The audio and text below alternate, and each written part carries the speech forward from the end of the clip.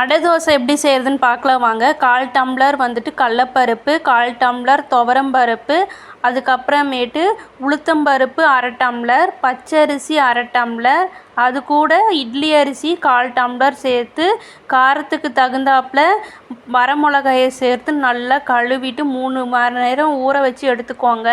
ஊற வச்சுருந்த பருப்பை மிக்ஸி ஜாரில் மாற்றி அது கூட வந்துட்டு பூண்டு, சோம்பு, பெருங்காயத்தூள், உப்பு சேர்த்து நல்லா மாவு பக்குவத்துக்கு அரைச்சி எடுத்துக்கலாம்.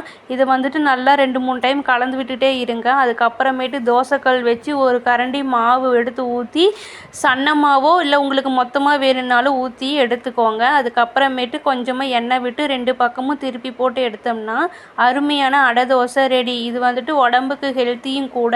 மார்னிங் பிரேக்ஃபாஸ்ட்டுக்கு இந்த மாதிரி புதுசாக செஞ்சு சாப்பிடலாம். உடம்புக்கு ரொம்பவே நல்லது இருக்கும். அதுக்கப்புறமேட்டு இது கூட வெங்காய சட்னி வச்சு சாப்பிட்டா ரொம்ப சூப்பராக இருக்கும்.